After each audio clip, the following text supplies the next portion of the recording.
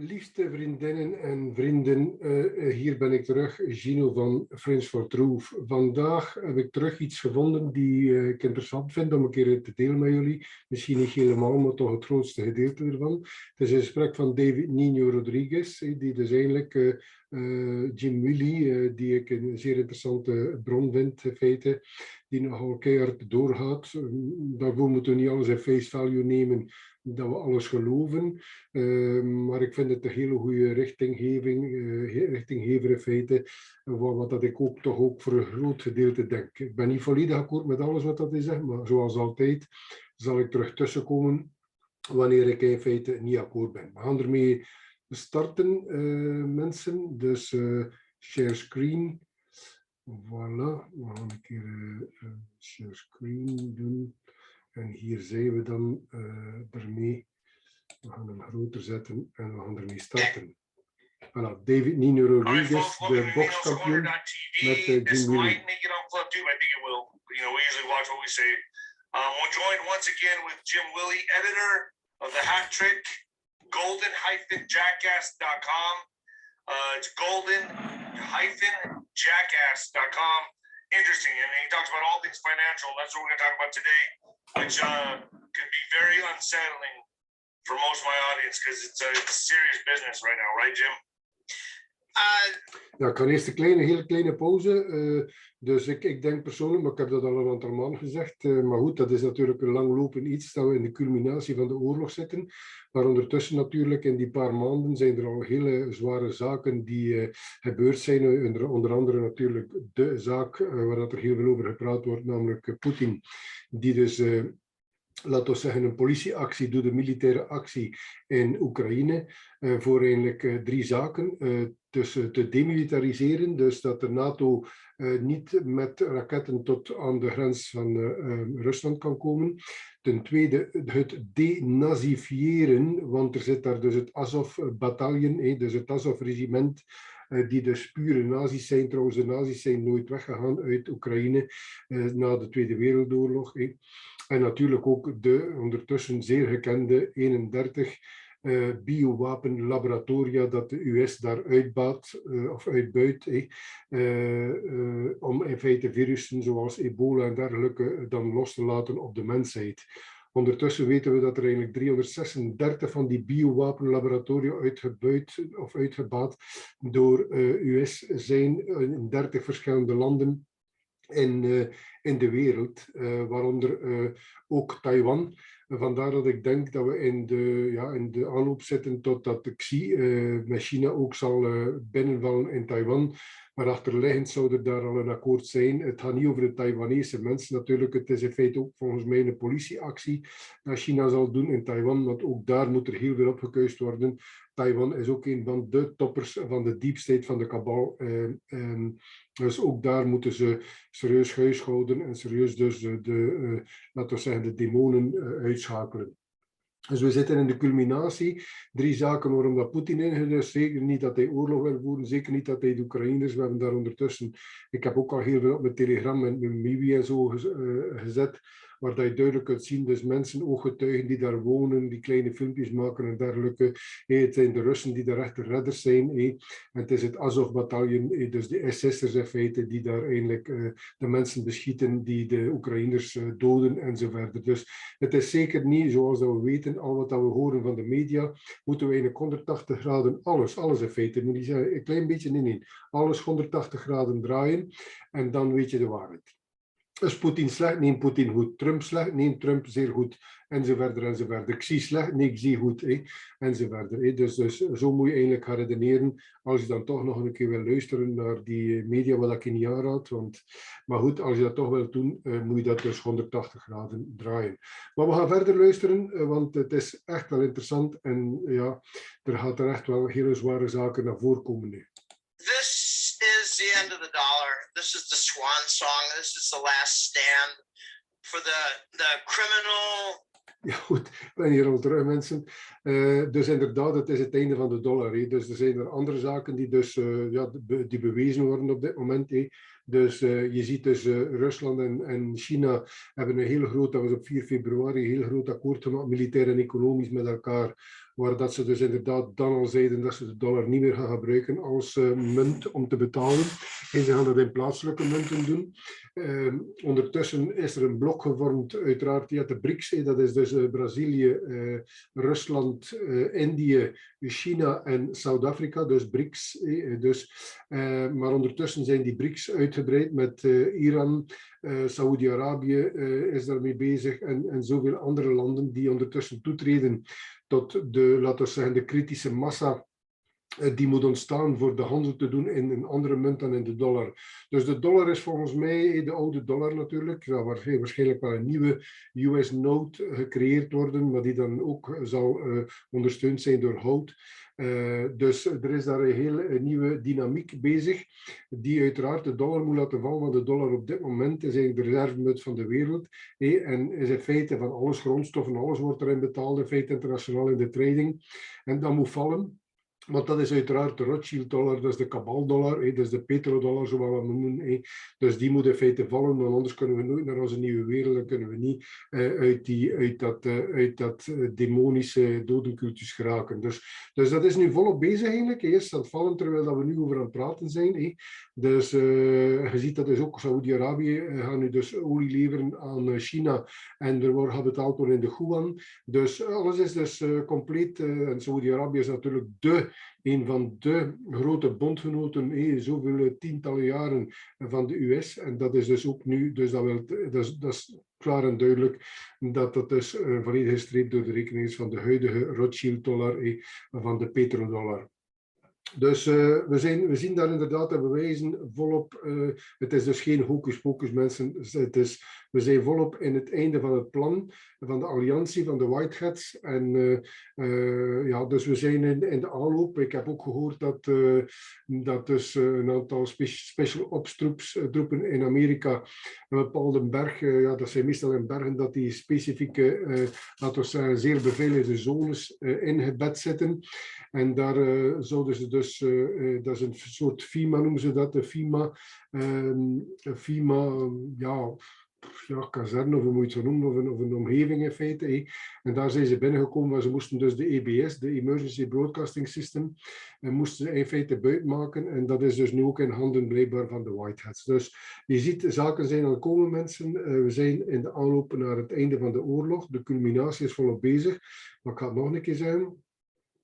Timing kunnen we dan niet opplaatsen. We moeten naar de events kijken, naar de gebeurtenissen die gebeuren. Dus de zaken die we zien gebeuren, effectief. Dus geen data, maar gebeurtenissen. En dus een gewond dier, dus de kabal is een zeer gewond dier op dit moment. Het is bijna dood, maar blijft toch zeer gevaarlijk. Elite organization that has controlled our financial situation for, you know, I'll go back as far as the 19th century McKinley, Garfield assassinations. Okay, they were gold standard presidents, by the way. Okay, so they assassinate anybody who gets in their way. And Lincoln's a different story. Don't want to get into all that, but you think people need to move out of America, man? Is it going to get that bad?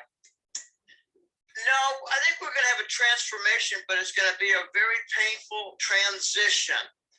We got to get through a period where the shortages are acute. Dus daar ben ik volledig mee akkoord, maar dat zal dus hetzelfde zijn voor ons. Dat is dus niet alleen maar exclusief voor Amerika. Maar Amerika zal natuurlijk wel ook zwaarder onder lijden, omdat ze dus, ja, alles een beetje, ja, wij trouwens ook doorgeschoven hebben naar China, naar andere landen. Dus we zijn onze productie voor een groot deel kwijt en zo. Dus ja, er zal dus ook een transitie zijn, een donkere tunnel dat we door moeten met wat chaotische momenten. Ik denk dat er daarachter een zeer mooi plan zit van dus de Whitehead van de alliantie wereldwijd. Maar dat wil niet zeggen dat we niet eerst door een chaotische, moeilijke periode gaan. Maar dat is ook nodig.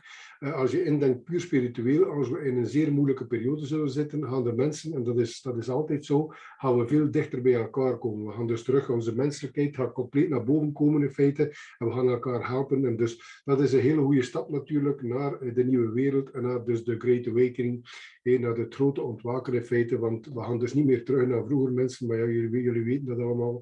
We gaan dus naar een heel andere wereld, die heel anders zal ja, die heel anders structureel zullen in elkaar zitten. 99,5% of ja, misschien nog meer van alle structuren dat we kennen gaan dus hervormd worden. Waaronder nu ook ons financieel systeem natuurlijk die volop bezig aan het vallen is. Dus het zal zodanig veel veranderen mensen. Maar we moeten eerst door die crisis in feite dat we het heel zwaar hebben en dat we elkaar dus als mensen helpen eigenlijk. Dus dat is een zeer belangrijke periode waar we nu naartoe gaan. We got to get through a period where the exposed leaders leave town and maybe get chased out of town with pitchforks.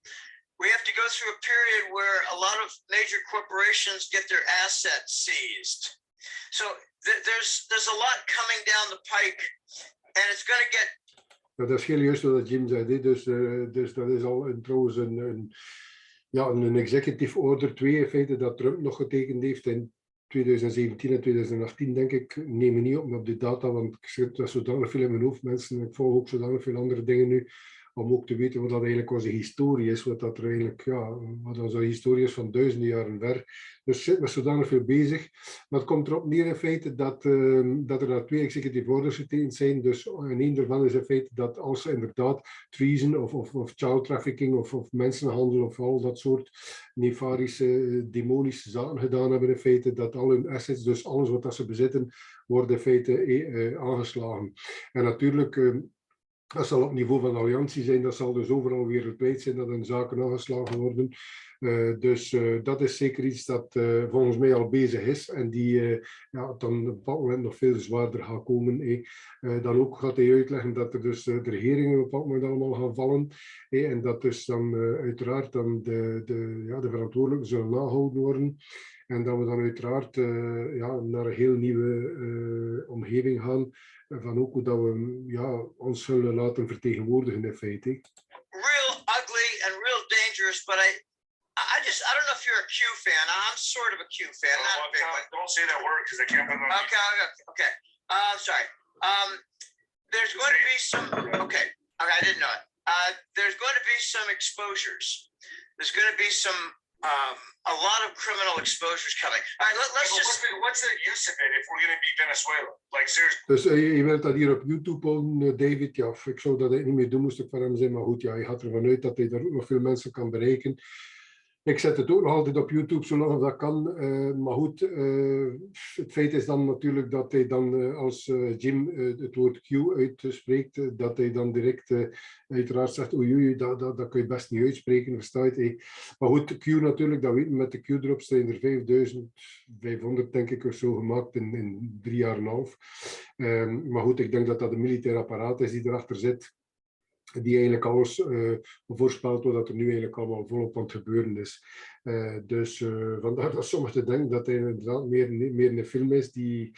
Ja, maar goed, ik denk het niet. Ik denk dat het echt bezig is, maar dat zij bepaalde, ik weet het niet, misschien hoogtechnologisch of misschien buitenaardse zaken hebben waar dat ze inderdaad bepaalde zaken mee kunnen, niet voorspellen, maar een beetje duidelijkheid hebben van wat dat er eigenlijk kan gebeuren. I don't, at that point, it's a little too late.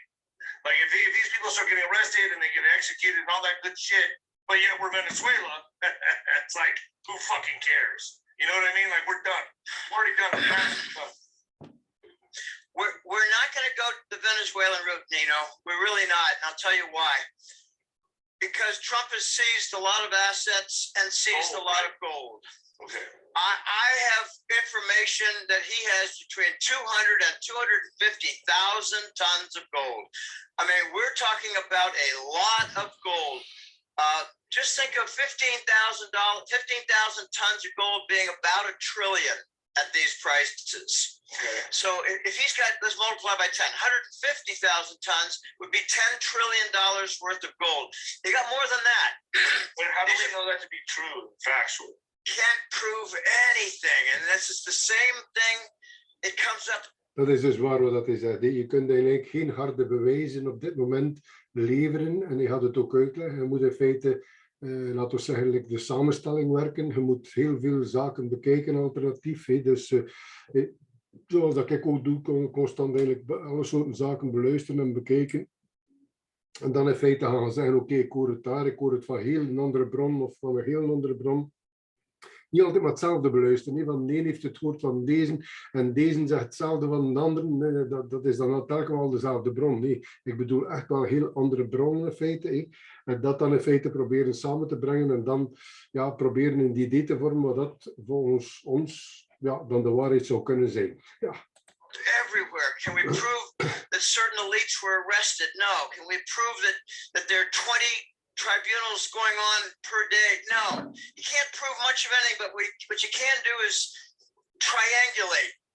You can get a lot of information that what I call paints a mosaic.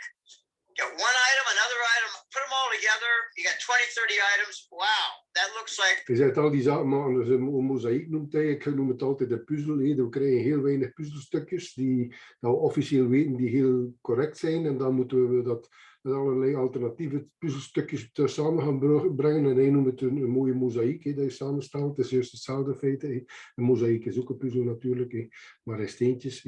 Dus het komt erop neer dat hij hetzelfde zegt wat ik al altijd naar voren breng. The Vatican got sacked. Okay, things like that.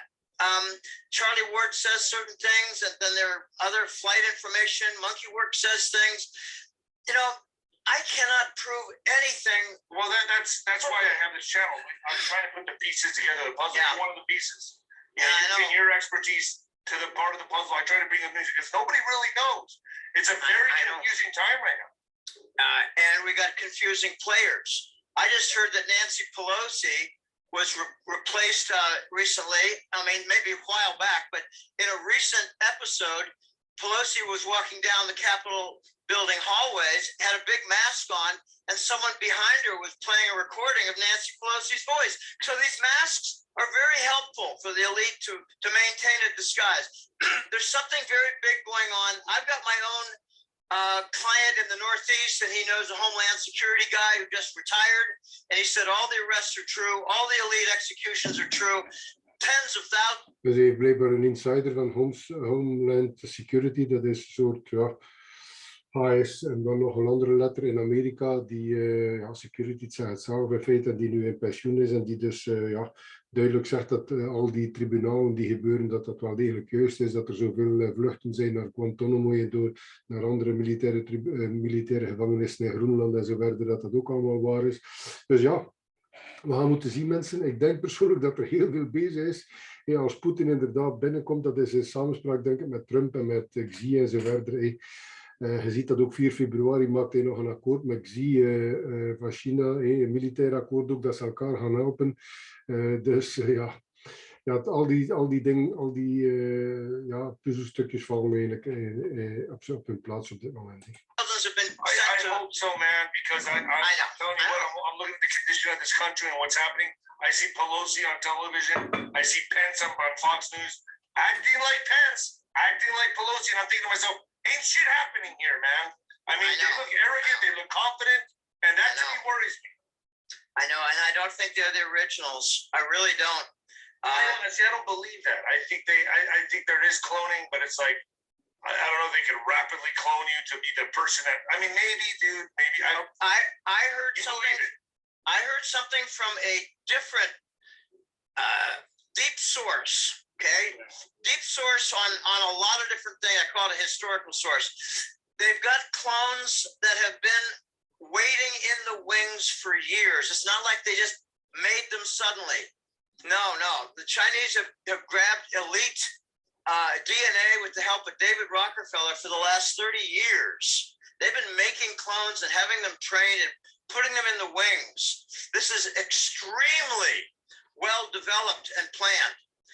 Dus nu zegt Jim dat in feite de meeste dat we zien, of toch vele van degenen dat we zien in feite, dat we denken die al aangehouden geweest zijn, de originele dan toch, dat die eigenlijk gekloond zijn, maar dat die clones eigenlijk al 30 jaar gecreëerd worden, constant in China, in samenwerking dus met de kabal van de US.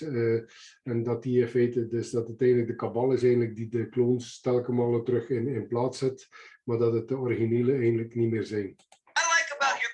What I like about Ukraine is it's the last stand. They got their pockets picked. And I follow the money.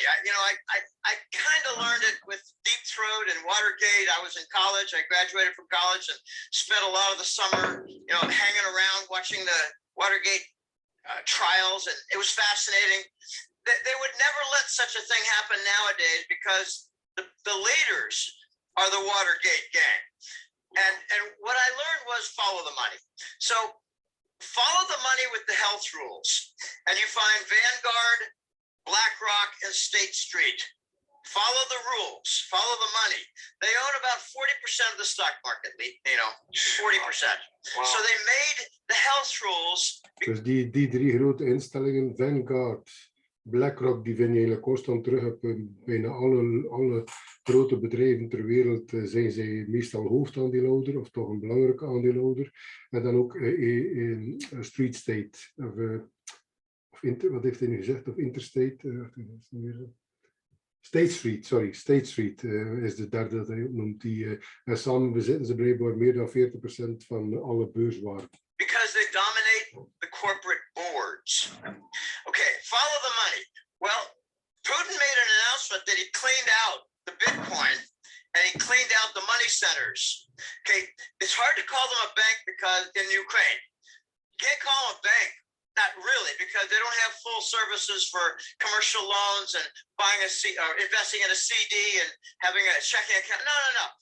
These are elite money laundering banking centers, and Putin cleaned them out, and he took all their records. So it was almost like the 1-2 punch. Trump was the jab, and then Putin is the. Dus nu zegt hij, Poetin heeft, en ik denk dat ook, dat is dus demilitarisatie, denazifiering en ook dus uitschakeling van die biolabs. En dan erbovenop natuurlijk zorgen dat dus de kabalkop eigenlijk van de slang compleet afgesneden wordt. En afsnijden van een kop wil eigenlijk zijn dat je een geld afpakt. En dus Oekraïne was gekend als zijn een hoofdwitwassysteem dat ze daar hadden. De Bidens en de Pelosi's en de Obama's en noem ze maar allemaal op in feite. Dus. En dat is Poetin nu volledig aan het uitklaren ook en de bewijzen aan het verhalen. I think they're working together. I think they're sharing logistics. I agree with information. You. I agree with you. Okay, but what does this mean, though? It means that the cabal doesn't have the money to continue the bribery. Follow the money. What's the money for? Well, Langley's going to step in and say, well, we can pick up that slack. We got narco money still. But even Langley is being interrupted. So anyway, I don't want to get into a lot of technical things that are ugly, but just imagine a lot of different government officials and they might not be getting their bribery. And I can tell you that in Central America, all of the countries are dropping their rules. And I immediately said. Dus nu is goed dat hij zegt, je moet af en toe aan het regime gaat zeer snel. Dus voor de mensen die toch graag hebben dat ik hier en daar een keer wat vertaal, maar ook uitleg verschaf. Dus het komt erop neer in feite dat de geldstroom van de kabal afgesneden is door Poetin met Oekraïne uiteraard. En dat hij dus al die bankcenters dus plat legt. Daar ook de bitcoin blijkbaar centers legt hij plat. Dus, en dan natuurlijk zegt hij Langley. En Langley wil eigenlijk zijn de CIA kan dus inderdaad dan bepaalde zaken met narcotica en de drugslijnen dat ze onderhouden de CIA misschien hier en daar wat helpen. Maar zegt hij, ook daar zit er een stop op dit moment. Dus ze zitten met het probleem dat ze dus al een corrupte, overal een mannetjes en vrouwtjes dat ze hebben, dat ze die niet meer kunnen betalen. En zegt hij, dat zie ik van, hij woont eigenlijk in Centraal-Amerika. En zegt hij, ik zie dus nu al in Centraal-Amerika, zegt hij, dat ze eigenlijk alle mogelijke regeltjes dat ze normaal volgen voor Amerika, dat ze die volledig stoppen. Dus waarschijnlijk, zegt hij, worden ze niet meer uitbetaald. That looks like they interdicted the bribery. Okay, so this is very important, very important. BlackRock, by the way, they lost about, I think, $3 or $4 billion on some, I think they were Russian type commodity contracts, Russian supplies, Russian bonds, something to do with Russia. They got cleaned out. BlackRock. Okay. And I made that comment to a colleague of mine. I said, well, golly, BlackRock might get very pissed off and start instituting some changes in the Biden show. And he said, no, they're not about profit. They're about control. Oh, okay, Yeah. okay. But I got a lot of notes here. There's something that's not thought about a lot. But if we want to block the Russians for their gold supply to London, what are we doing? We're just guaranteeing a $2,500 gold price. We're going to go from 2,000 to 2,500 in a zip if we block the Russian refineries from supplying London. What are they going to do? Well, they'll send it to Shanghai. That's one thing. The Russians in Shanghai are in tight. Shanghai set up about 4 years ago the gold, oil, and yuan contracts. So they were selling oil to China and converting quickly in that triangle in Shanghai, converting to yuan and to gold.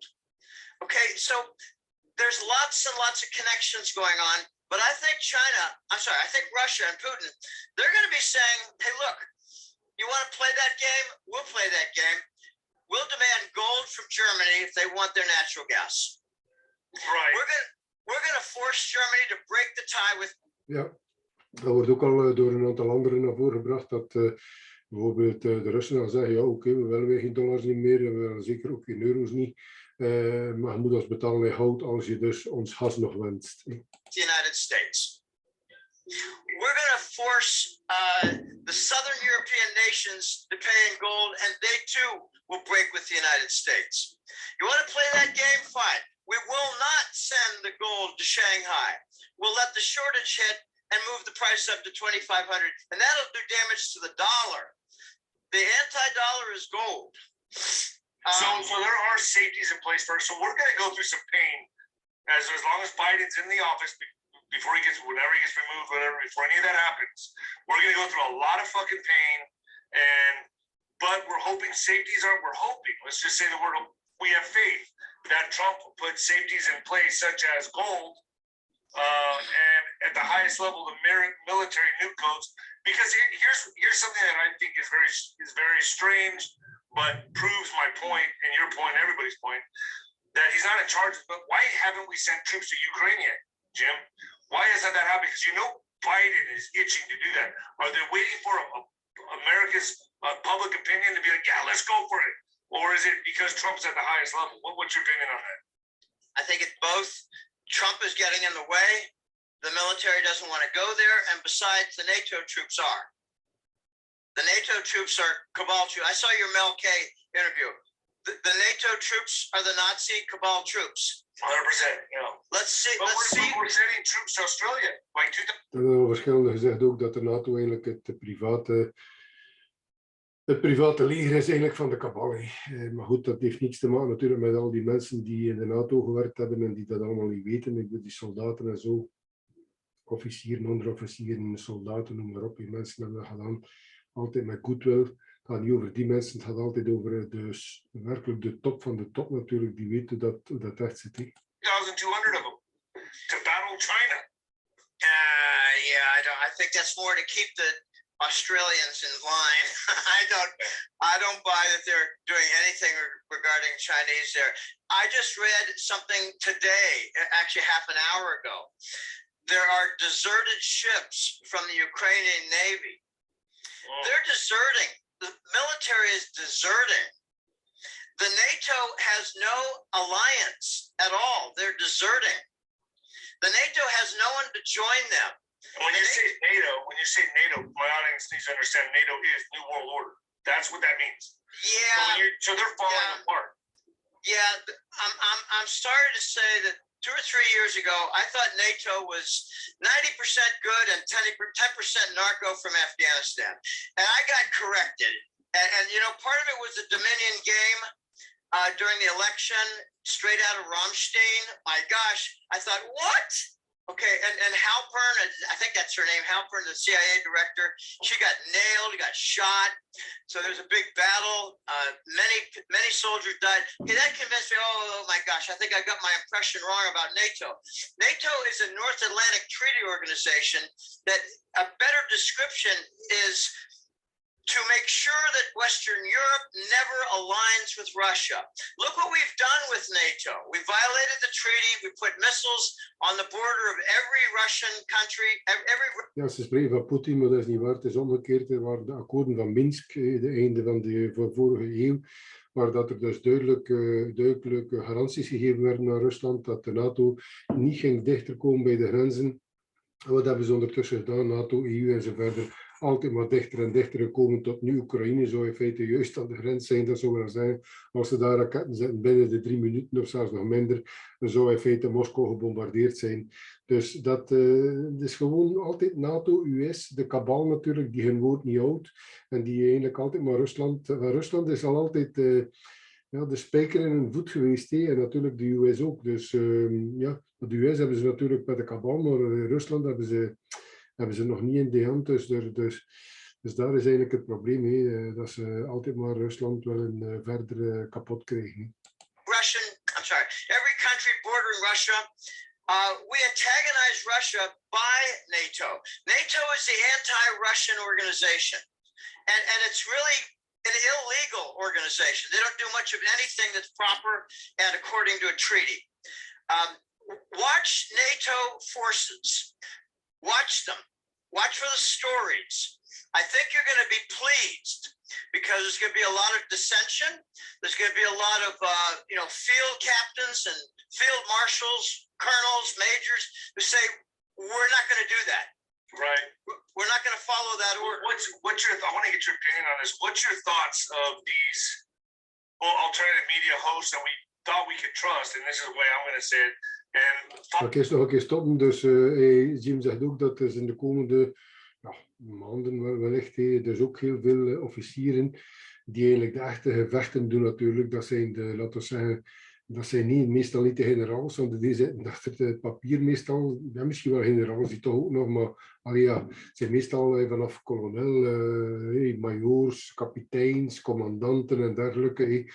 Dat zijn de officieren en daar zegt hij, zie ik wel veel van die officieren in de NATO, die gaan zeggen, nee, dat orde wil ik niet meer volgen. Fox News pundits like Mark Levine, I've heard Ben Shapiro, I haven't watched a video on Ben, but the guys that are conservative, supposedly Trump guys that are now saying Russia's bad, he's a madman. Doesn't that raise a red flag if these guys are saying that?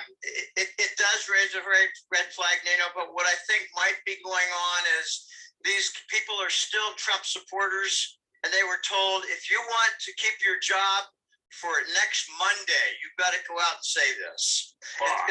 Immediate pressure. Here's another one. DuckDuckGo. They're now doing Russian. Je noemt daar een paar mensen op in feite, Mark Levine en dan Ben Shapiro. Dat zijn 2 gekenden in Amerika, die dus nu plots heel omdraaien, die normaal gezien echt hele conservatieve Trump-volgers zijn en die nu plots zeggen Russia bad, dus Rusland slecht. Dat kan niet. De journalisten weten perfect hoe dat de vork in de steel zit. Dus als ze dat zeggen, weet je dat ze aan de kant van de kabal staan. En dat zegt Jim, ja, dat is gewoon geforceerd als je nog je job wilt houden. Maar goed, dat wil niet zijn, dat moesten maar gestopt zijn met een job. Dat wil zijn dat ze toch sowieso volgens mij aan de verkeerde kant staan.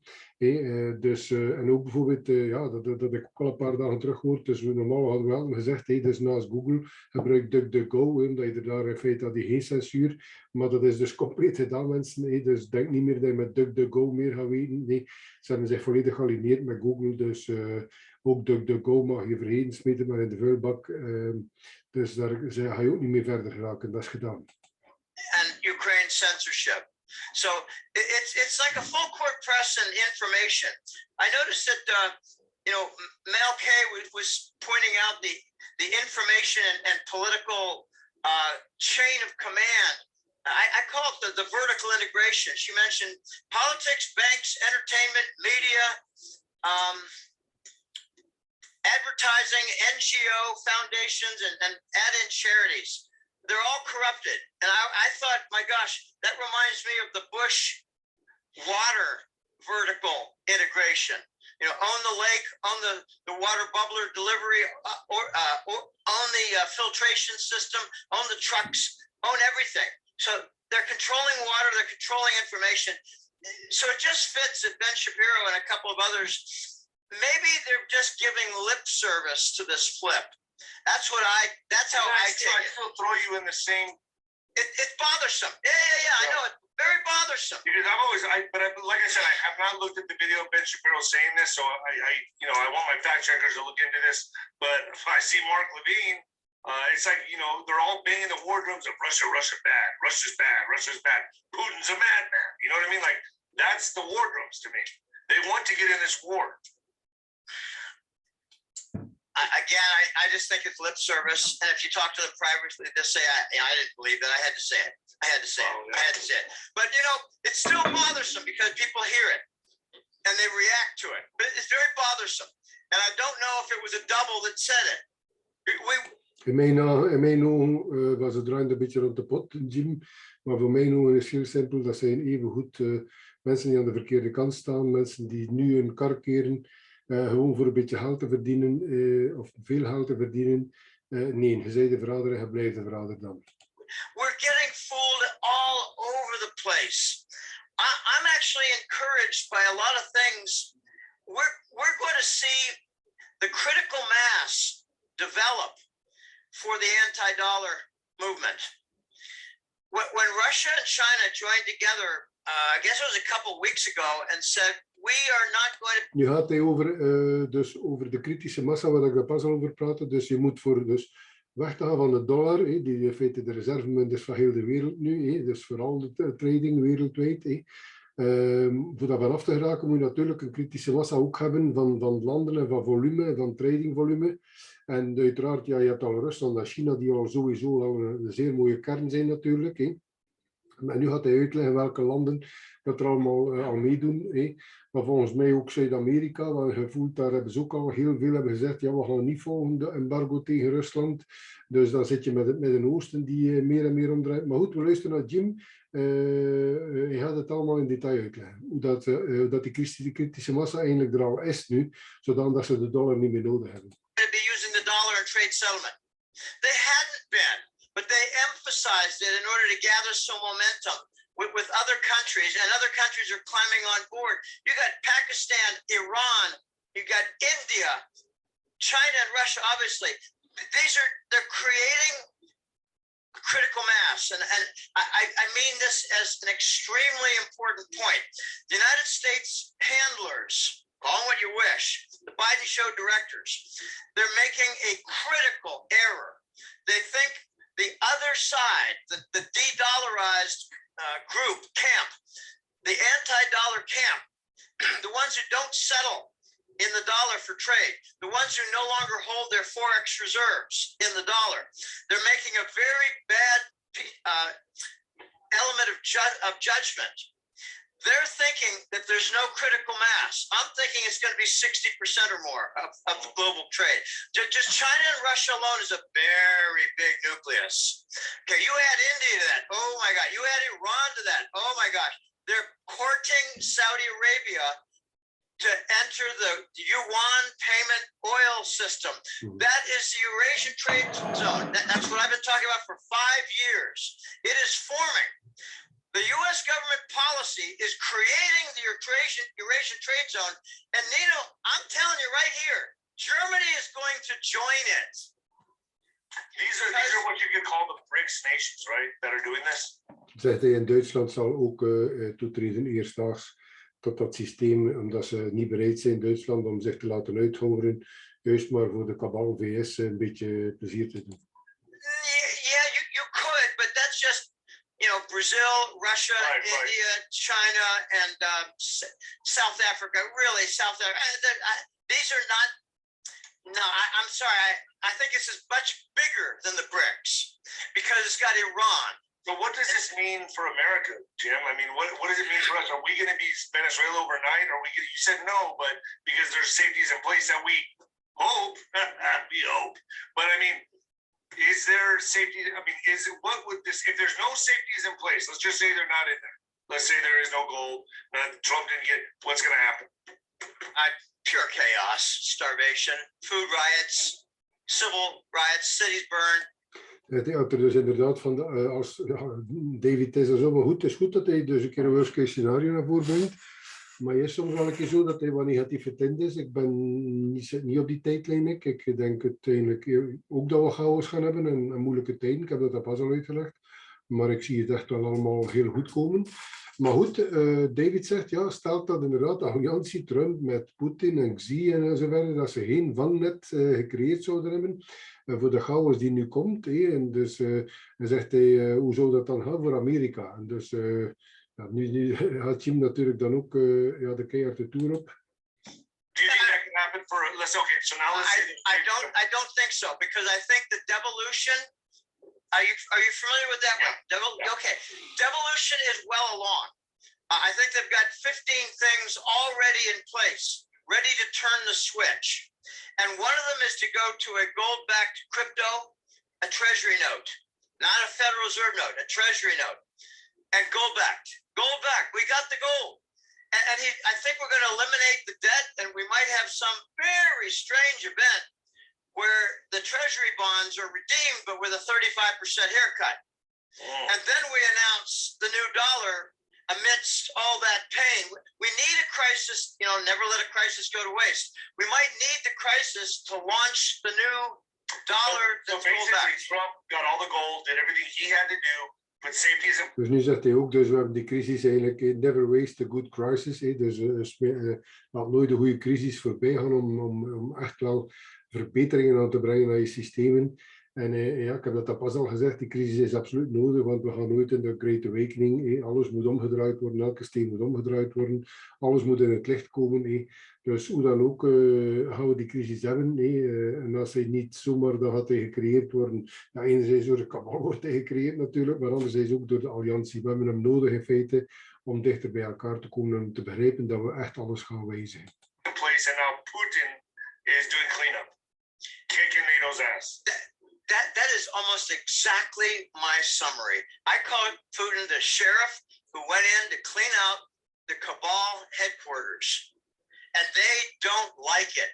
And look at all the nasty press that Putin is getting. But in order for Putin to do that, you'd have to know that America wasn't going to enter. That wouldn't be a problem. America, and that's where I think at the highest level, Trump has that safety, because it was almost like a tag team thing. Like, look, I'll keep our military on check. You go in and do cleanup. You don't have to worry about us joining NATO to come in and bomb you or send our, am I making sense? Yes, in fact, it was about 18 months ago. It was the summer of 2020. I had about 2 or 3 colleagues, and we put our heads together and we concluded that Trump, Xi, and Putin are all working together. I agree. En Modi, je ziet dan ook, Modi ook heeft een akkoord met Poetin om ook dus alles met Rusland te doen in plaatselijke munt en zo. Dat is een paar dagen terug hebben ze een groot akkoord gesloten, ook met India en Rusland. Dus je ziet duidelijk, Brazilië wenst niet mee te werken met de kabal. Dus ja, je ziet het allemaal gebeuren. Het is letterlijk voor ons ogen nu, de kabal is letterlijk voor ons ogen nu aan het imploderen. I agree with you on that. And Xi is working against the Chinese communists, and Putin is working with Trump to avoid a nuclear war. The logistics are being shared between Trump and Putin. Putin, I think, did not go in alone with his own information. They've got cabal members at medium to high level who got arrested and flipped. And they got information about Ukraine. They ransacked Ukraine's finances, and it's going to have an effect. They're not going to be able to pay their bribed people, and we don't know how high up that's going to go. Right, and all the people that are involved in Ukraine, the Bidens, the Pelosi's, all of them, Romney, Clinton, Obama's, they're all fucked, right? I think they're going to be exposed, and I think they're going to have their assets sacked, seized. Yeah, I like to get real specific with the money. They're nervous right now. They're going to get their assets seized, and they're nervous. Here's something, again, that I got pointed out to me in the last 2 or 3 weeks. Familiar faces from a few years ago are showing up now as bloodied victims in Ukraine. They're using old footage. Yeah. They're also using video game footage, Willie. Dat hebben we waarschijnlijk ook wel allemaal gevolgd de laatste tijd. Maar nu de Oekraïne, de allemaal oude beelden, zaken van Beirut dat ze gebruiken, zogezegd voor Oekraïne. Dan een videogame dat ze gebruiken, zogezegd voor de Ghost. Die dan, ik weet niet hoeveel, zogezegd vliegtuigen van de Russen hier al dat en zo verder. Allee, ja, allemaal natuurlijk BS van het hoogste niveau. En dus daar praat hij nu over. Het is ongelooflijk hoe dat de pers eigenlijk ons met valse zaken oplaat eigenlijk. Trouwens ook de 1212 dat ze hier gelanceerd hebben, dat is geld aan iedere euro of iedere dollar of weet ik wat de wereldwijd dat ze eraan geven, zogezegd voor de Oekraïners te redden.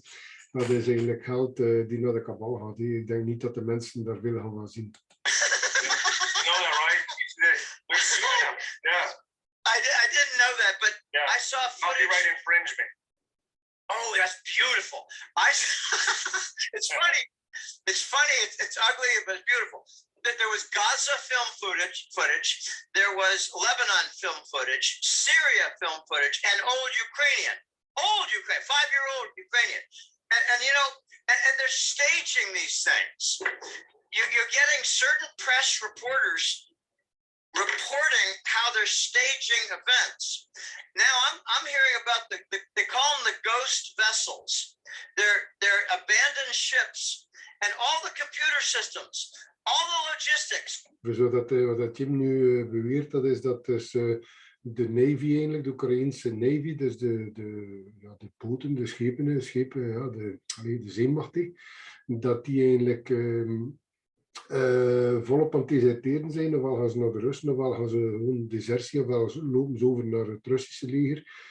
En dat dus die schepen daar allemaal eigenlijk hosten, dus niet meer bemand zijn eigenlijk. En dat de Russen eigenlijk letterlijk alles gaan kunnen binnenhalen. Het is nu niet voor die schepen als such, maar het is vooral wat dat er daar van informatie terug zal blootkomen, die kan gebruikt worden natuurlijk. All the past events, all the communications, they're all on board, and the Russian military is going to grab them. And I made a joke to my contact and said, could be that they walked over and joined the Russian military.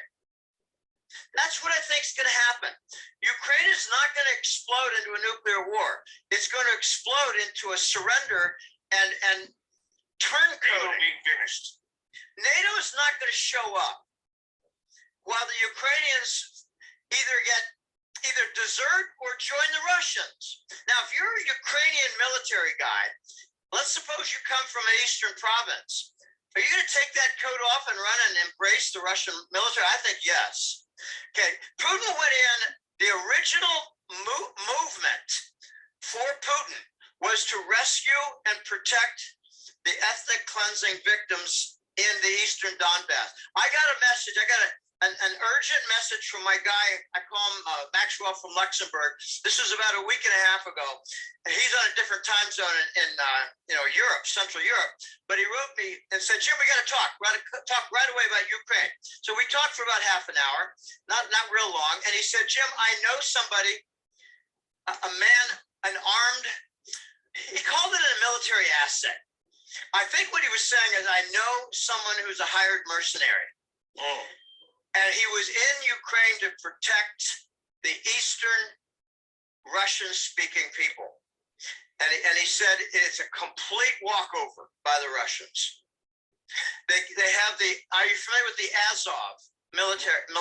I've heard it, but I'm not like, I know anything about it. Maar die Azov-brigade, ik heb er pas al van gepraat, dus de Azov-brigade is de echte SS'er nog van de Tweede Wereldoorlog in feite, die verder altijd maar uitgebouwd zijn en die een heel apart regiment zijn binnen het Oekraïnse leger, maar die enorme vreedheden al gedaan hebben gedurende jaren eigenlijk, en zeker de laatste 8 jaar in dus de Donbass, Luhansk, Donetsk en zo verder, die regio die dus aan Rusland leunt, hebben ze daar gigantische vreedheden.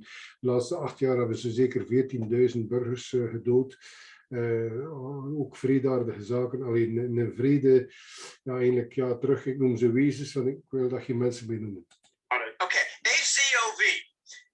And Maxwell from Luxembourg mentioned the Azovs. AZOV. They fly a Nazi flag. They also have their compatriots fly the UN flag. They also fly the NATO flag. So those are your Nazi flags, NATO, UN, and the swastika. And he said, Jim, Putin has announced that since these Azovs are so violent and so cruel, they're killing old women. Yeah. They're killing indiscriminately. Putin said, we're not going to capture them. We're going to kill every last one of them. And they've already surrounded them. That was 5 days ago. Then So you think Ukraine's all but a done deal now? It's basically done. Yeah, this is clear. Why is the news, which I know the answer, I know the answer to this, Okay. but the news is still pushing like, this is dragging on. Russia is getting beaten. Because they're saying that on the news, that Russia is losing troops, and that can be further from the truth, correct? It's total nonsense. In fact, they said they bombed a hospital. The Russians bombed a hospital. No. It was, let's just say it was a blood derivation center, beginning with the capital A. Okay? So they're harvesting. These are not, they're not, we're not seeing what they're saying. Keep going, keep talking. I'm listening. They're bombing fields, and they're really laboratories that are underneath the fields. They're doing carpet bombing, the news says, to bomb out the food production, but it's really, they're going after the underground biolabs. I think we're going to see a dog and pony show at the United Nations and 1,000, or let's just say 100 other places that reveal what the United States and the cabal, our Biden handlers, what they're doing. They're involved in deep criminal activity, and it's illegal. I thought you were drinking water. Oh. Okay, you were lighting it. Okay. The press is all fake. I mean, not only lying. Are we going to see them go down? You think we'll see them go down for treason and arrested? Because they're just as guilty as anybody. They're the most guilty. They're public enemy number one. Sedition. Yes, I really do. I think the press is going to be captured. I believe in the biblical concept. Ja, ik denk persoonlijk ook dat in de pers zal er waarschijnlijk wel gaan ze zich moeten volledig aanpassen, maar ik denk dat er daar ook heel veel aanhoudingen gaan moeten gebeuren. Want ja, zij hebben ook heel veel bloed aan hun handen natuurlijk in de pers. En met altijd maar die leugens te vertellen, hebben ze heel veel mensen ook in de dood gejaagd, in de inentingen gejaagd en noem maar op. Ik weet niet wat allemaal. Dus ja, ze hebben heel veel bloed aan hun handen, de pers. Except the last shall be first. So what is the worst offender news network but CNN? I think they're going to get captured. Fox is just as bad, Jim. I do too, but just a little bit worse. CNN. I heard it was several months ago that some vice presidents of CNN were captured and flipped. Well, we've been seeing people get taken down, like step away. Well, you also see Tucker Carlson call out Trudeau as Castro's son. Okay, things are changing in the press. He really said that? He said Castro's son, huh? Yeah. Wow. Yeah, my Isn't it kind of funny how like we're the underbelly of everything? We bring it out, we bring this shit from the bottom up to the surface, and then the mainstream media takes it. If they don't take it, Nino, they're going to go out of business. If they don't take it, they're eventually going to get RICO'd. I think RICO. But they're going to anyway, right? I think so, but I believe that Team Trump would prefer to convert a network like CNN. Convert them. Last shall be first. I agree. Then if you get one that converts, you're going to see others. But CNN hasn't converted yet. I mean, they're still pushing on their bullshit propaganda. I know, but we don't know what is right on the edge. It could be that 5 vice presidents of CNN are going to get arrested real soon. We don't know what is about to happen. I think Ukraine is a breaking point. I don't think it's a victory lap at all for the cabal. I think they got their pockets picked. They lost their bribery money. They got exposed for trafficking of all kinds of things. And I think they're going to enter hiding, and they're going to reveal that NATO is not their boy. Right. I don't think NATO is going to. Okay, I call it a breakdown in chain of command. I think we're going to see it with NATO. They're going to realize. I'm on board with that. I believe that as well. But what I'm worried about, like you said, this is the end of the dollar. What I'm worried about is just how bad is this going to get for the United States? Dus je zegt het is het einde van de dollar. Ja, Cliff heeft dat ook al verschillende malen gezegd. We bedoelen daar altijd mee de Rothschild Dollar natuurlijk. Hè. Dus er zal inderdaad een nieuwe US-note komen, uiteraard, die dan gedekt is door goud of door andere edelmetalen, ja, hoe dat juist zou gaan, maar door waardes in elk geval, door assets. Dat je dus inderdaad die inflatie niet meer hebt, dat er niet meer ongebreideld geld kan gecreëerd worden, dat er aan telkens malen de juiste correcte waarde moet achter zitten. Dus je kunt geen ongebreidelde geld meer creëren zoals dat nu gebeurt.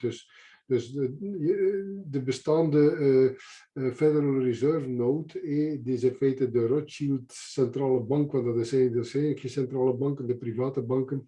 Deze gaan in feite, dat is nu gevallen of is bezig met vallen. How bad is this going to get for America, Jim? Like, let's say all your theories are correct. We have the goal of that. Do you think it's going to be a quick switch? Or do you think it's going to be a lot of pain and suffering for a few months? And then we switch over? I mean, how is this going to pan out for us?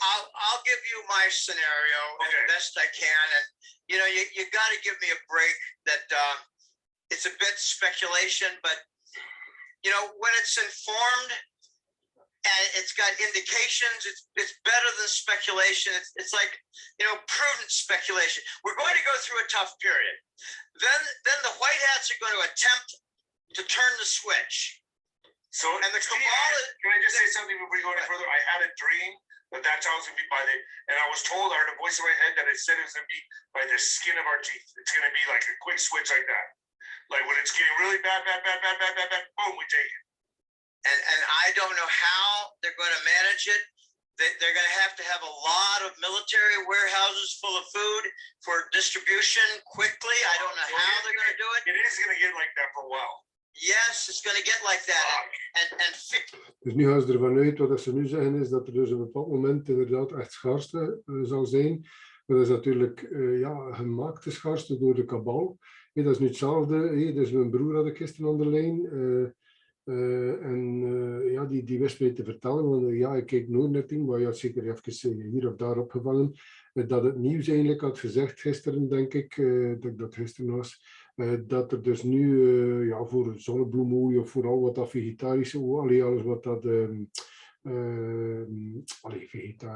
dingen zonnebloemolie en olijfolie en dergelijke, al dat soort olies, en ook meel en dergelijke, dat er daar beperkingen zouden nu in zijn binnenkort in de supermarkten en dergelijke. Maar goed, dat is maar het begin natuurlijk, want daardoor gaan natuurlijk de mensen, uiteraard als dat gebeurt, schieten de mensen in paniek. Dan gaan ze natuurlijk dan zeggen, oei, nu is de olie, dus we gaan nu maar weer beginnen met van alles te reserveren. Dan gaat er plots een gigantische... Dus aan de ene kant houden ze zaten tegen de kabal en aan de andere kant gaan de mensen plots in een reactiegolf schieten. En ga je natuurlijk daardoor een enorme schaarste creëren. En dus wat zeggen ze? Ze spreken wel typisch over Amerika, maar ik denk dat je dat echt wel op een bepaalde manier kan doortrekken, ook naar Europa. En misschien ook naar andere continenten en landen. Het is dat er op een bepaald moment echt de schaarste gaat ontstaan. En dat we dus echt wel elkaar ten eerste aan moeten helpen, zoveel mogelijk. Maar dat er echt wel tekorten gaan zijn op dat moment. Dan zegt hij op dat moment, gaat erger en erger worden, zegt David. En op een bepaald moment had hij een droom gehad dat dus plots omschakelt in feite. Dus de alliantie dat daar met een plan achter zit, om dat dan volledig recht te trekken. En Jim zegt, ze gaan toch moeten veel militaire depots hebben die vol zitten met eten. Ik weet niet of dat zo is of niet. Ik kan er niks over zeggen. Ik weet het echt niet. Het is te complex. We hebben niet genoeg informatie. Maar hoe dan ook denk ik wel dat we... Dat is die chaosperiode dat we door moeten. Die donkere tunnel. Om dan gigantisch in een heel mooi licht naar de Great Awakening te gaan. FEMA will have to be taken over. Because FEMA was part of the dark side. Right. They were doing guillotine work on homeless. Yeah. Wow. Okay, what? So whoa. You just said it now. You want to just say it real quick? I didn't. Are you serious? A lot of homeless people disappeared. A lot of I thought they all just moved to Austin. Well, they went to various FEMA camps and they became roach motels. You go in and you don't go out. And their friends are wondering, where's Joe? Where's Mike? Where's Lucy? They're all gone. Nowhere to be found. I don't want to get into that. Well, okay. Well, Okay, this could sound so weird, Nino. I've got a homeless source. I've got a Francisco homeless source. He is my big information on the homeless, how they're being rounded up, how there's feces on the streets, how he knows people who know of people who are missing. And he's got information here, there, and everywhere. And it's kind of a roundabout, you know, above and then below about guillotines. He said, yeah, they're guillotining the homeless, Jim. This is sick. I made a forecast 5-6 years ago that they're gonna murder the homeless, but they're gonna harvest organs first after they feed them properly for a month. Okay, this is very ugly. Let's go back to the scenario. Okay. We're gonna have a crisis, and it's gonna turn the public against the administration, and we're gonna have a bit of anarchy. We're gonna have a lot of government people just vanish. They're going to either go into hiding or be arrested and executed. I don't know which, and I don't care. We're going to have an absence of government rule.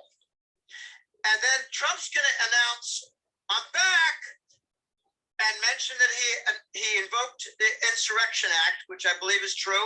You guys really believe that, huh? Yeah, I really believe that. Yeah, not just me and Wayne Jett either. I know. By the way, I heard from a source. I won't reveal anything about who he is. Reliable guy. Robert David Steele is, let's say, well entrenched in a military compound, and I won't say where. What about Kirsten W? Who? Oh, Kirsten. Okay, no. I think I know who you mean. Yeah. I think witness protection, but I'm not sure. Okay, all right. There are quite a few witness protection. Okay, let's go on with the scenario. So Trump is going to announce, I'm back. We've got food supply. It's temporary. We've got to get the planting season for next year. We've got to get the fertilizer and seed out to the farms. We got to get the parts for the farm machinery. We've got to do all that. That's the entire farm supply chain. We got to do that for next year, but in the meantime, we got emergency food supply, and we're going to get food supply emergency from Russia. Oh, that's big. Well, you just said right now, and you know what? I believe you. I think this is the way we are going, but I'm nervous about this, Jim. You can't prove it. Can't prove anything. I know you can't prove it. But let me put the piece together, though, for you. Since 2004, 5, 6, Russia embarked on a massive industrial program. China went the industrial route, Russia went agricultural route. Now, if you look at Russia on the map, it's going to knock your socks off. They got 13 time zones. In the center, they've got something that's the equivalent of 5 Midwests. Wow, okay. Ukraine is 5 states. Ukraine has the area, I looked it up. I did the square mile. I looked it up. Oh. Ja, Rusland is gigantisch groot. Als je dat bekijkt, dan moet ik de moeite doen om een keer een kaart te raadplegen. Het is dus gigantisch, Rusland. En dus Oekraïne is ook zeker niet klein, maar is natuurlijk ten opzichte van Rusland maar een klein duimpje. Maar Rusland en inderdaad, agrarisch hebben ze natuurlijk gigantisch veel capaciteiten. Rusland en Oekraïne samen, dat is inderdaad juist wat hij zegt. Dus ja, Oekraïne wordt genoemd als de graanzolder, zeker noemen ze, of de graankelder. Ik denk de graanzolder van de wereld eigenlijk, Oekraïne. Ohio, Indiana, Illinois, Iowa and Missouri. That is Ukraine. Okay? The central steppes of Russia is 5 to 10 times bigger of agricultural land. And what they did is they made cities, they made agro corporations that put cities together, you know, built the housing, built the little food stores, built the shoe and boot stores, the clothing, you know, all that stuff, the supporting industry. And they became a major global exporter of foodstuffs, wheat, corn, soybean. Just focus on them. Oh, yeah. Okay, yeah. Now they cut it off. So what are they going to do? Burn it? No, they're going to store it. Right, and you're saying that it will be shipped to us. It'll be given to us. I think it's going to be the ace that turns the American public pro-Russia. Je gaat ervan uit dat Rusland dan Amerika gaat helpen, waarschijnlijk ook Europa. Als er zo'n bepaalde alhoewel, dat ik denk dat Europa, als je dan kijkt naar bijvoorbeeld Spanje, Italië, uiteraard ook België, onze landbouwers, Nederland, als de Nederlandse overheid daar niet verder gaat met die grondonteigeningen, Frankrijk uiteraard, ja goed, we hebben heel veel landen die ook agrarische mogelijkheden hebben rond ons, dan ook naar de kant van naar Polen en dergelijke. Dus ja, we hebben eigenlijk heel veel capaciteit, denk ik, hier in Europa zelf. Maar Rusland kan daar misschien ook bij helpen, maar zeker ook China zal ook geld nodig hebben, maar China zit eigenlijk met tekorten aan voedingswaren. In the meantime, they're going to send a good deal of that surplus to China because they've got a food production problem right now. This is amazing. It's a food war. It's a food war. Right, I'm on board with you. Now, let me ask you this. Do you think that all class of citizens in America are going to be suffering? Or do you think the upper middle class is going to be obviously they'll do a little better with gas and stuff like that. Or do you think this is just going to blanket everybody? This is going to be everybody in America. I think it's going to blanket just about everybody. And the ones it does not blanket will be the ones who are living under the earth with their food supply. People need a prep. Folks, People need to prep. you need a prep. Hit the link below. My Patriot Supply. I have buckets of food, Jim. I have some rice, some meat in my fridge, but it's going to get to that point, you think? Dus nu zeggen ze ook nog een keer, we hebben een tijd hier, Luc en ik van Bewuste Burgers hebben een ding gemaakt, een filmpje. Je kunt dat altijd gaan opzoeken. Dus hoe best je voorbereiden eigenlijk voor de chaos die nu, dat is misschien al een jaar geleden dat we dat gemaakt hebben, of misschien 8 maanden geleden, ik weet het niet meer juist. Ik zou moeten kijken. Maar het is echt, mensen lachten ons dan uit, bepaalde, niet, de meeste niet, maar goed, hier en daar één natuurlijk, die zou, de preppers zijn daar weer. Maar ik denk dat het absoluut noodzakelijk is om toch niet in paniek, ik heb het al maanden gezegd, nooit zeg ik in paniek, maar dat je dus nu zo snel mogelijk begint wat reserves aan te leggen. Reserves natuurlijk is ook interessant om te denken aan zaken die droog kunnen gehouden worden, zoals dat ze zeggen, bonen, rijst, pasta's, dat soort zaken in feite. Misschien zelfs ook meel. Meel kun je ook een tijdje houden. Water uiteraard, dat soort zaken in feite. Want we weten niet hoe ver dat die chaos gaat gaan. Maar de zaken die droog zijn, kun je natuurlijk dan, als je uiteraard water hebt en dan moet natuurlijk ook een verwarming hebben op dat. Ik bedoel, iets om op te bakken en te braden. Maar het is goed dat je dat soort zaken in feite een klein beetje meer in reserve hebt dan normaal. Goed. I think tuna and beans, black beans. You know, it's the staple of Central America. Come on, right? Black beans and rice, right? I like black beans. They've got to be prepared right. It's got to be soaked and marinated for a few days. I won't eat it when they're dry. I love black beans.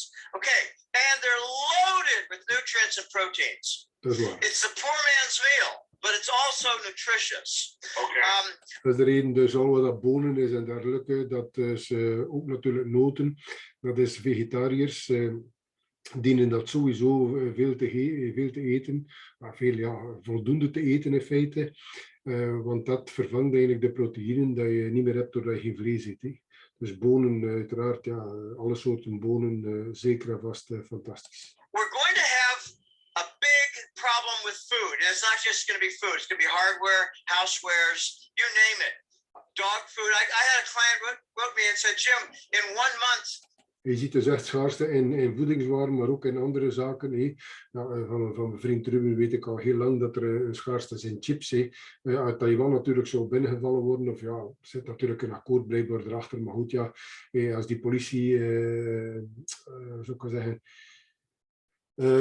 politieinval of militaire inval gebeurt om daar ook orde op zaken te staan door China, dan natuurlijk ga je sowieso ook geen chips hebben en dergelijke. Dus kan heel veel schaarste, dan wat paniek bij de mensen, dan wat over aankopen doen en dergelijke. En heel vlug, zonder dat je het weet, mensen zit je dus echt overal met lege rekken. Mensen, moet ik goed over nadenken. Wat ik hier zeg en ook wat dat Jim zegt en wat we al lang zeggen. Prepareren in feite, voorbereiden is absoluut noodzakelijk. my dog food bill went up. I buy the same amount every month. My dog food bill went up 25%. 1 month. Right. Yes, I can attest for that. And you can't say, well, the humans are going to start eating Alpo. No, it's not going to be economical to eat Alpo either. Okay, this is going to be very bad, very bad. The United States, I think you might have had some guests on your show to this effect, but the United States is being targeted by just about every evil elite force. It's the entire supply chain of the United States. The United States is the crucible of freedom and the cradle of capitalism. And if we get ruined for liberty and capitalism, the rest of the world will follow. Dus misschien nog een keer terugkomen op die schaarste. Dus de schaarste wordt gecreëerd door de kabal. Dus ze steken dat nu op de Russen en ze gaan dat dan op de Chinezen steken en van alle soorten. Maar eigenlijk zijn ze daar al heel lang mee bezig. Ook vernietigen van oogsten, dat ze voor betalen door landbouwers en dergelijke. Dat is allemaal geweten, al jaren zijn ze daarmee bezig. Dus die voedselschaarste, maar ook andere schaarste zijn ze aan het creëren. Ook door bepaalde schepen die binnen in de havens en dergelijke zaken meer. Die daar zitten te dobberen op de zee. Dan om bepaalde naar gas, pijplijnen dat ze toesmijten. Al dat soort zaken wordt dus de schaarste wordt gecreëerd. Goed. Dan hoor je plots, zoals nu ook blijkbaar in België, ik wist dat niet. Dus vanaf, ik weet niet wanneer dat hier nu juist gaat zijn. Als er een beperking zijn, als je er naar de supermarkt gaat, ga je nog 1 fles of 2 flessen olie kunnen aanschaffen en misschien 1 pak meel of weet ik veel wat. Ja, je kunt natuurlijk teruggaan en zo verder, ja, dat wel. Maar daardoor gaan bepaalde mensen beginnen nadenken, heel veel mensen gaan beginnen nadenken, oei, als ze dat doen met bloem, dan doen ze dat binnenkort misschien met wc-papier en dan doen ze dat met papier en dan doen ze dat met de koffie en dan met de en de tamtam doet, familie, boek, en iedereen vliegt naar de supermarkt in feite.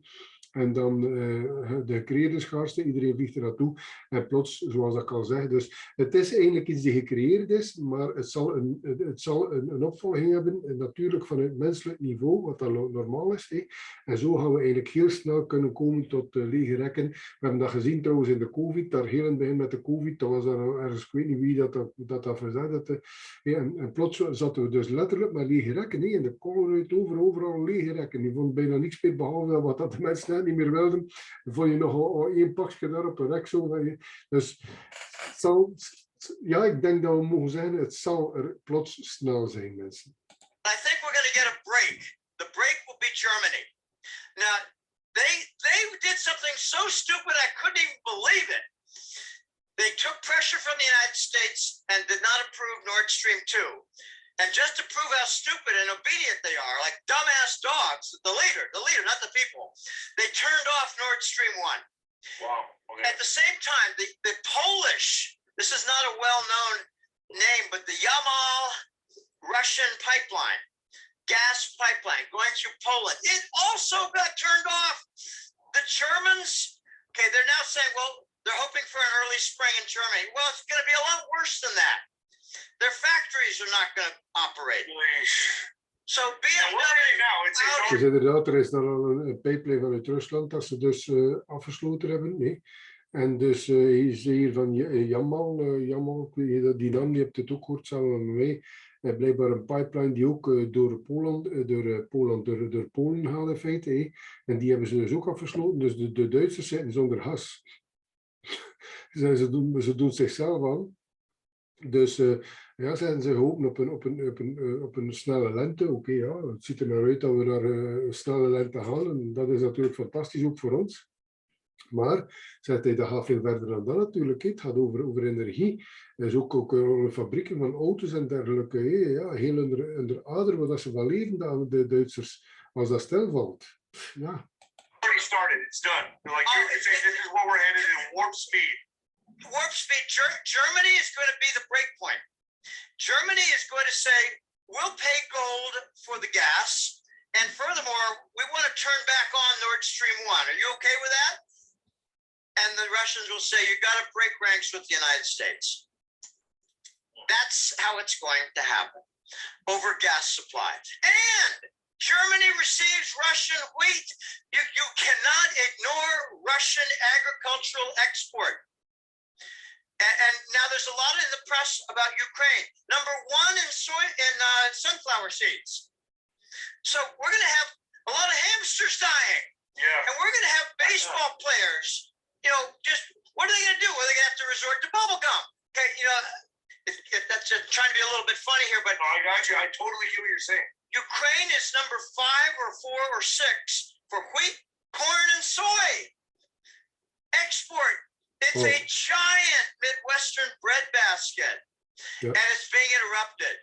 And we're downing. The NATO is downing ships in the Black Sea that carry fertilizer. They're going after our supply chain. And next growing season, I read a great article handed to me by somebody, and I do consults. Gosh, not every day. I wish I did them every day. So you think this is going to hit this summer? It's hitting now. Yeah. This summer we're going to see the reality. This summer we're going to see. We're not going to have bread. We zien duidelijk naar juni, juli dat het daar volop op onze stoep zal staan, letterlijk en figuurlijk. Blijkbaar houdt de NATO nu ook alle schepen tegen die uit Rusland en Oekraïne komen, koopvaardijschepen die dus eigenlijk transport doen, worden ook tegengehouden, dus blijkbaar met fertilizers, dus bemestingtoestanden. Dus maar goed, het is misschien beter ook, want dan gaan we, waar we naartoe moeten, terug naar organische landbouw gaan. Dus het is misschien allemaal nodig, God is waarschijnlijk allemaal aan het sturen, dat we daar allemaal gaan van afstappen en terug naar organische, natuurlijke landbouw gaan. We're not going to have corn. What are we going to do to feed the livestock? We don't have corn feed, coin and sword. We don't have it. What are we going to do? When do you think this gets handled, though? When do you think this gets turned around? I think this summer is breakpoint. I thought it was going to be March, but every time you put a stake in the ground, people like, you're not credible. What I prefer to say, Nino, is if this does not happen by June or July, we're going to see a very, very dire situation for the nation. It must happen by June or July.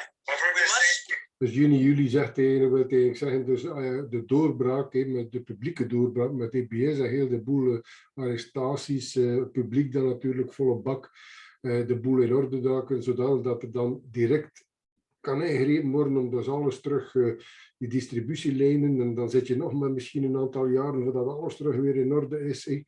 Dus er moet echt ingegrepen worden, zegt, anders gaan we naar een echte chaotische, zeer, zeer moeilijke toestand. I've heard the same thing. June or July is when it's sweep them out. Sweep them out. Do mass arrests. Do emergency broadcasts. Bring in the emergency food supply from Russia. Not just Russia. Argentina and Brazil. Our hemisphere. They're not our enemies. They just don't like our leaders, murdering their leaders. So we haven't even hit the eye of the storm yet. No, but it's visible. It's within view. It's within view. And we got a lot of other things that are encouraging that will help this along, like the Moderna stock down 80%, stock down 30%. Like the head of Pfizer, Burla, he's gone missing.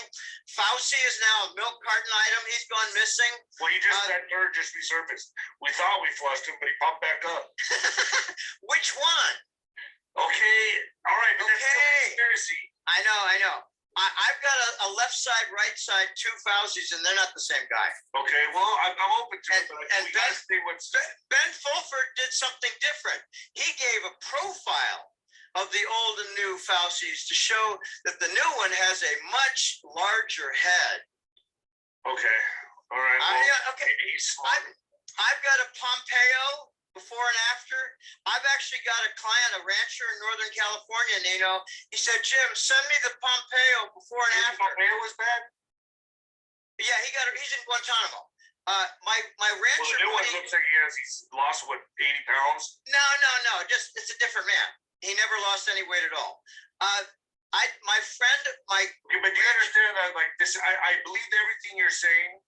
But shit, when we start talking about clones and that, people just turn off. Like, this is not a clone. It's just a replacement guy. He came to a Craigslist interview, and he was the best-looking guy that resembled Pompeo. My California rancher has facial recognition software, and the Pompeo came out as 57%. Now, Okay. for you, 3 months before and now, it'll be 95, 97, 98. Because, you know, you Okay. might have slept bad or you got a wrinkle now, or Yeah. whatever. Okay, this Pompeo is not even close. Not even close. Okay. We got 3 gates now. I got 3 gates in my collection of doubles. The one with the flat smile is the original. The one with the curved smile was just executed last month. And the one with an asshole pucker smile is the new guy. You got a mouth like this. Come on, the mouth can't copy. Who's doing the replacements then? Who would be doing it? The cabal, I De think. laatste was Gates, Bill Gates, die inderdaad constant door de slechterikken vervangen wordt natuurlijk. Hè. Ze hebben blijkbaar al de noden, blijkbaar de hele noden, zo blijkbaar in Indië terechtgesteld zijn door mensen, waar dat hij dus zoveel inentingsschade toegebracht had. Dat is wat we constant horen. Dan een nieuwe, dat zij een nieuwe kloon of weet ik veel wat dat ze dus in de plaats brengen, de kabal. En deze is dus effectief gearresteerd geweest en geëxecuteerd geweest door de alliantie. En er is nu een nieuw, zegt Willie, en die spreekt zo door zijn mond. Dus ja, inderdaad, je ziet dus ongelooflijk veel verschil. Maar goed, ja. Het is zeer complex, mensen. Het is ongelooflijk complex om de waarheid te achterhalen. Hè. I think it's the Rockefeller Medical Center. Okay. They got, you know, the cancer cures, the clone centers, they got it all. Yeah, listen, let's leave that for another interview because I want to have you on over and over and over and over because you're awesome. My audience loves you, Jim. My audience loves you. You get a lot of requests, man. You're one of the top. Cliff High, Wano Saban, you. I mean, you guys are like the top 3. Well, I just got onto your show, so I'm very flattered. Let me mention a couple of other Lulu financials. Credit Suisse in Switzerland is in deep shit. Dus Credit Suisse, zegt hij, dus een van de grootste banken ter wereld. Dus ja, je mag niet vergeten, Jim was een belangrijke economist in zijn leven. Nee, nu doet hij dat, maar hij doet nog altijd economische consultaties en dergelijke, financiële consultatie voor zijn klanten. Maar vroeger was hij echt wel in dat wereldje. Dus hij weet echt wel over wat dat hij praat, zeker financieel, zeker en vast. Dus Credit Suisse in big shit zijn, dus in grote problemen. Dat is een van de grootste banken ter wereld, die mensen. Because they're being exposed as having cabal and criminal, wanted Hague, crime against humanity type criminals. Credit Suisse has their accounts and their billion-dollar accounts and they're moving a lot of money and they got exposed. So I asked the question, I don't take it on face value. Who exposed them? Right. Guys who got arrested and flipped in order to save their necks. That's a huge point right there. Yeah. Huge point. And Credit Suisse is the dirtiest in Switzerland and HSBC is the dirtiest in England. Okay, there's more.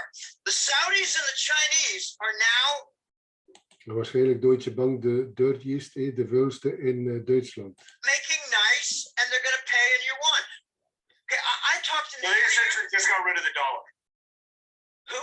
Was that? The Saudis got rid of the dollar. They're not doing business in the dollar. Yeah, and you know... Ja, de Saoedi's, dat was al gezegd, maar even herhalen. Dus gaan nu dus olie leveren aan China en wordt betaald in yuan. 3 years ago, we had, this is not brand new though, Nino. 3 years ago, 4 years ago, we started seeing the rumblings where the petrodollar derivative was starting to get shaky, unstable, liquidated, and causing political problems. So you had Trump go to Saudi Arabia and pass that glass football, remember? Okay, that was a very big event. That said, we've got AWACS coverage, because they called it the glass something, the glass window or something, I can't remember. Glass something. Okay, but now what we have is Iran is courting Saudi Arabia. No more war. And China is continuing. Dat is belangrijk, hè? Dus die politieacties of die militaire acties zoals Poetin en dat Xi zal doen, maar dat ook gebeurt dus op het Oosten en die dus in heel veel andere omgevingen ook nog zal moeten gebeuren. Van dan is Sarah in feite een van de belangrijke punten is geen oorlog meer op deze aarde. Dus vrede overal, of anders kunnen ze niet meer meedoen met de wereldwijde structuur. With Saudi Arabia. So that whole Persian Gulf region is going to turn peaceful and non-dollar. Now that includes Qatar and Oman, which are big natural gas producers. So that's going to turn into non-dollar payment. They're building the critical mass. So back to my point, we are helping to build, the U.S. cabal guys, cabal managers are helping to create the non-dollar critical mass. And I think the jewel is Germany. They're going to say, we're not going to destroy our nation just to support the United States. We're not going to have unemployed in our factories just to support the United States. Natuurlijk, als dat gebeurt, dat Duitsland omslaat, omdat ze anders letterlijk een bevolking gaan verhongeren in de komende maanden. Doordat er geen energie en dat een industrie in feite zullen stilvallen, in feite, dan is natuurlijk per definitie ook EU daar natuurlijk. Want ja, zonder Duitsland zie ik ook geen EU verder gaan. Trouwens, ja, EU kan niet verder gaan, dat gaat sowieso allemaal vallen. Maar goed, het zal misschien dan nog sneller vallen. States. We're not going to have cold homes just to support the United States. We're not going to go without food and have 100% price increases just to support the United States. We're done with you, United States. That's what they're going to say. And it's going to be the end of the Langley control of the government, the parliament, and golly, how many months in a row are we going to hear that Angela Merkel is on her way out? She's been on her way out for 3 stinking years. Yeah. I think, and you know, she didn't have her coalition support, didn't even get support in her own region, didn't get support from her own Christian Democrat Party. We need to flush Germany and get them to flip. And you think they're going to break real soon? Yeah, as soon as they starve, as soon as they get unemployed and starve, it's the factories and the homes. They're not going to be able to operate the BMW and Audi, Volkswagen, and Mercedes plants. They've got more cars than that, by the way. They got Porsche. They got another couple of little ones. And you know, they did something so intelligent. And I was all over this like fly on shit. No, like white on rice. Okay, white on better. 5 years ago, the Germans gave licensing to Russian closed factories. We're going to buy your closed factory. Just think of what was that crappy car that the Russians used to make? Yuma, I can't remember the name. Some horrible car. So we're going to buy your plant, and we're going to retool it fast because we're going to bring in some Germans. We're going to bring in truckloads and train loads of supplies, and we're going to retool that plant. And it's going to be in Russia. And you're going to be able to say the German people can buy a German manufacturer plate Mercedes made in Russia. And they're going to export in Russia. Not export, but sell in Russia. They did this for about 30 or 40 different plants. It wasn't just Mercedes, BMW. They did a lot of conversion. They got around the sanctions. These Obama sanctions are like Maginot Walls. The Germans just did paratroopers over them. Golly, we don't have any sanctions that have stuck. Not a single one. They all have failed. The Russian sanctions failed from 5 years ago. The Iran sanctions turned them into Russian and Chinese partners. We got something going on right now, and the focus, I think, is on Germany in Europe and on Iran in the Middle East. Iran is most carefully in the next weeks. And I cover them because Iran is making partnerships. And the Gesara, G-E-S-A-R-A, the Gesara. Je zegt nu dat Iran volop bezig is in het Midden-Oosten om overal partnerschappen te maken. Ja, omdat we in Gesara mag er geen oorlog meer zijn, hè? Geen geschillen niet meer, dus er moet vrede ontstaan overal, dus ze zijn er blijkbaar overal volop mee bezig. Era requires that Iran establish good trade partners and gets flow of funds moving. Iran has got to be brought into this picture, and they will by means of their partners. Iran and Pakistan, Iran and Saudi Arabia, Iran and other Persian Gulf nations, Iran and China, Iran and Australia. So basically, NATO's all but done. They're done. We're just watching the dead cat roll. We're watching the dead cat roll and the empty military desert. I think they're going to desert and have a broken chain of command. But you know, I'm going out on a limb a little bit on the broken chain of command because we still might have a lot of ugly mercenaries mixed in with the NATO troops, so they can make sure that they don't desert and lay down their arms. I like Blackwater. All right, Jim, I got to go on some other interviews. I love you, man. You're one of my favorite guests. Folks, you can see Jim at golden-jackass.com. Golden-jackass.com. He's the editor. Ik ga het hier stilleggen. Ik was even vergeten, mensen, om het ding stil te leggen. Voilà, ik denk dat terug een ongelooflijke goede boodschap is. Wat dat we gezien hebben. Ja, ik vind eerlijk gezegd dat Jim er heel veel zaken volop op zit. Ik ben ook heel veel van wat dat hij zegt mee akkoord. Dus voilà, dat was terug een filmpje voor jullie mensen en tot zeer binnenkort. Dag.